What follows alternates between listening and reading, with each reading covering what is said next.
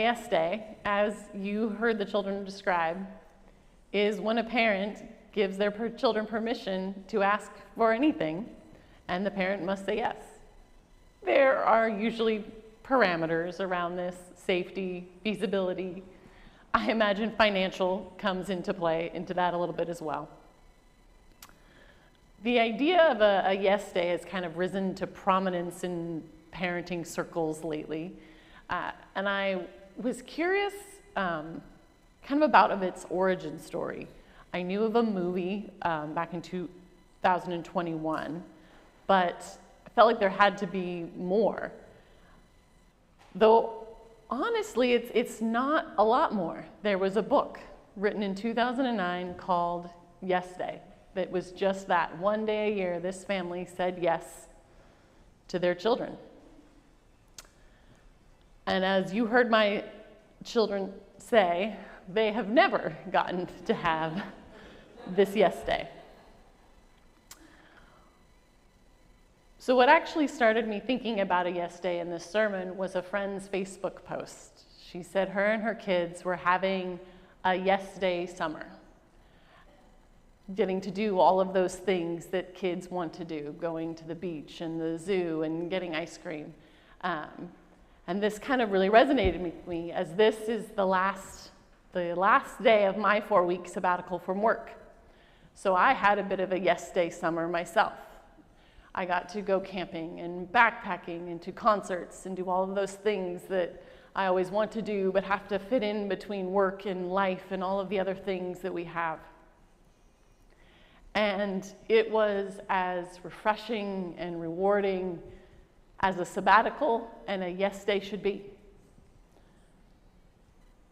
So it made me think, why have I never given my kids a yes day?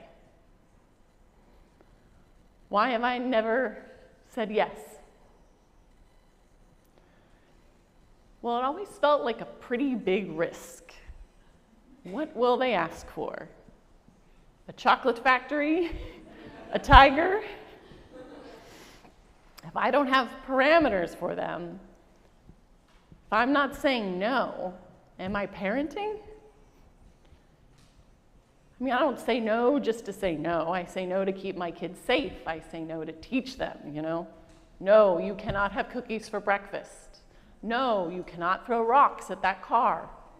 No, you cannot run wildly through the Costco parking lot. But what surprised me is I actually started asking families what things their kids asked for yes days, despite the somewhat wound up responses I think we got here, was most kids have a few fun, wild requests. They want to have that ice cream for breakfast. But what they really want to do is go to the park, play a game. They want time, attention, joy. They want a little bit of that magic, dinner at their favorite restaurant, a drink from a vending machine. But what they're asking for is usually just to be seen, to be heard, to have their corner of life experience take center stage. Isn't that what we all want?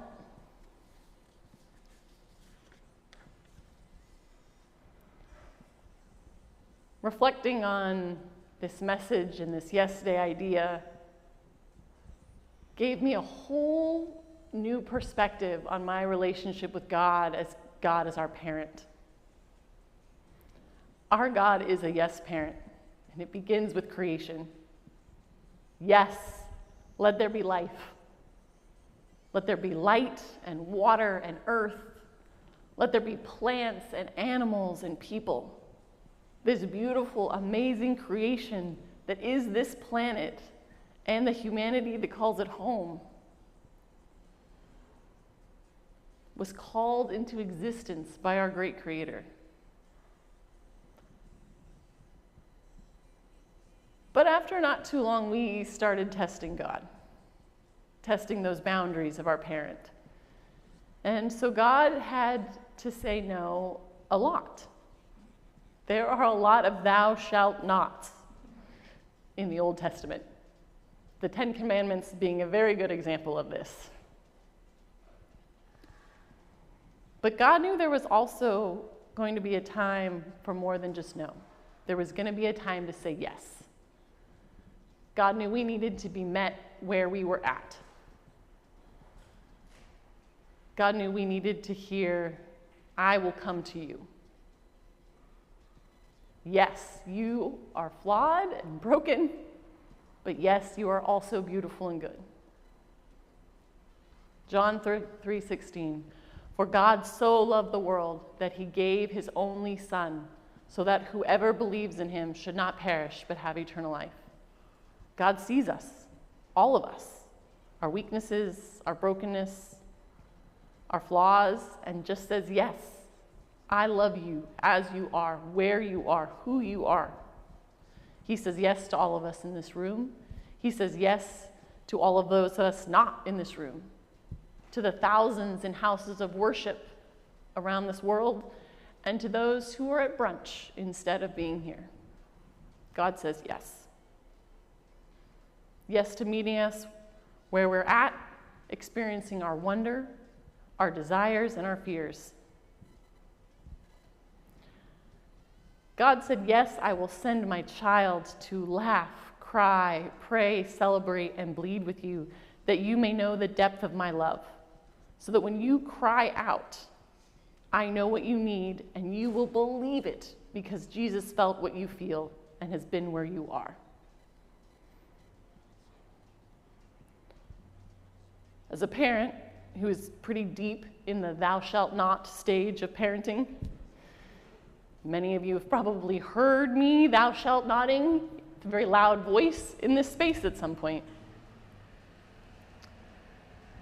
The idea of yes as that ultimate gift of love is a powerful reminder that my children also need to be met where they are at, that humanity, that our people around us need to be met where they're at. In particular, our children, not just for their sake, but also ours. Sharing their wonders and struggles lets them be heard, but also opens up new worlds for me and for us.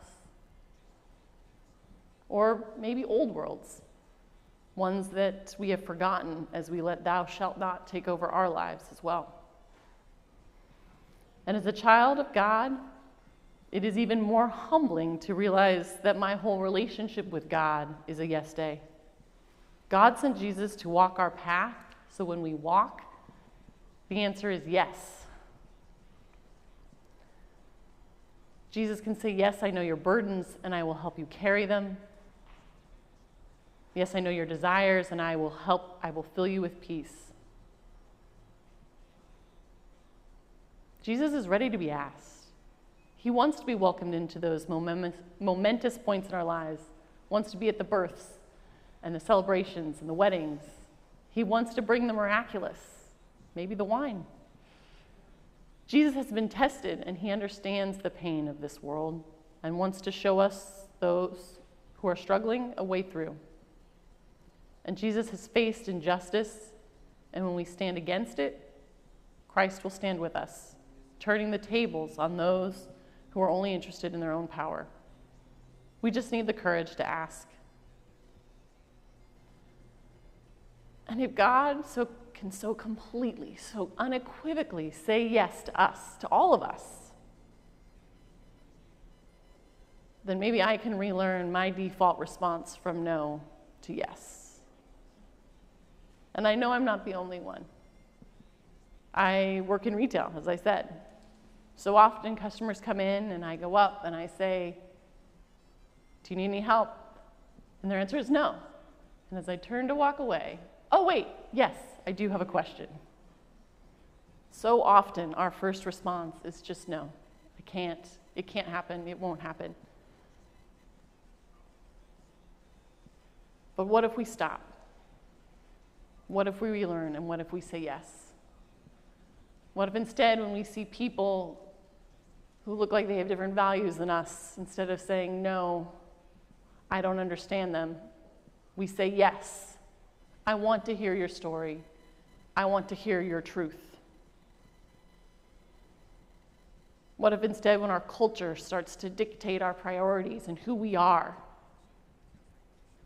we say yes to what we hear in our hearts? Or when a trusted friend comes to us and says, I see you are struggling, let me help. Our answer is not, no, I'm fine, or no, I've got it. Our answer is yes, I need your help.